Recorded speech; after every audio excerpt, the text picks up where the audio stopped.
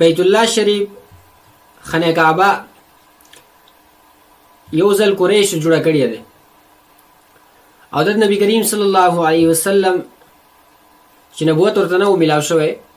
تقریبا د پیغمبر علیه السلام عمر مبارک چې دا 15 کال و چې دوی خانه کعبه شهید کړه او دوباره یې جوړه کړه او په دې کې نبی کریم صلی الله علیه وسلم اهم کردار دی. اده چې کله خانه کعبه قریش راجمع شولو او دای ورانه کړله شهید یې کړه دوباره یې جوړه کړه نو کله چې سر ته ورسېدله او د حجر اسود د لګېدو ټیم پکې راغله چې کوم تور کاڼی دی دا کوم ځای کې لګي دا پکې لګو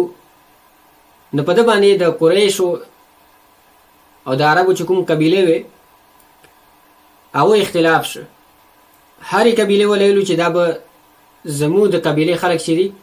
مشران دا حجر اسود چې دی دا کې ګري چونکې دا یو لوی عمل د دوی په ذهن کې چې حجر اسود په خپل ځای باندې کېږدي اوچت یې کړي مبارک کاڼی دی د دوی وجې نه په دوی کې اختلاف شو او دومره سخت اختلاف شو چې دوی خپل منځ کې سره یو بل باندې تورې راواخیستلې یعنې یو قبیلې ولیل چې مونږ به کې ګرو بلې قبیلې ویل چې مونږ به کې ګرو نو په دې کې یو سړی د دوی قریش سره دای تعلق و ابو امیه ابن مغیره مخزومی ده ورته یو مشوره ورکړه چې جنګېدو ته ضرورت نشته داسې کار وکړي چې سبا چې ټولو نه اول وخت سره بیت الله ته یعنی مسجد حرام ته څوک راغله راننوته نو بس هماغه سړی خپل مشر وګرځوي په دې معاملې کې او په هغې باندې خپله فیصله وکړي چې هغې چاته د حجر اسود د اوچتولو حکم وکړه یا کومه طریقه وښیله نو د هغې خبره ومنئ. کله چې سهار شو ټول نه اول نبی کریم صلی الله علیه وسلم مسجد حرام ته ننوته دی راغله نو دی خو هسې اول نه په قریشو کې سره مشهور و او دی خپل مشر جوړ کړي چې څه فیصله وکړه. نبی کریم صلی الله علیه وسلم عجیبه مشوره وکړه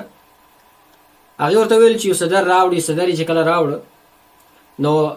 د حجر اسود یې راواخیسته په چدر کې یې کېښله او بیا یې ویلو چې تاسو کوم قبایل یې د قبایلو سرداران راشي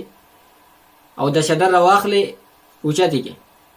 نو سرداران راغلو چدر یې اوچت که حجر اسود چې کوم ځای کې کېښودو هغه ځای ته چې کله ورسېده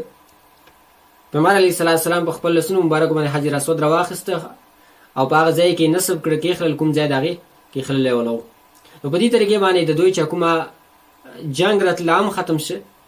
او ټول قبایل چې دي هغه د دې خیر کار نه چې دي محروم هم نه شو. نو کله چې پیغمبر علیه السلام داسې کار وکړه نو ټول قبایل چې څومره مشران او څومره خلک وو هغه په دې خبرې باندې راضي شو او جنګ ختم شو.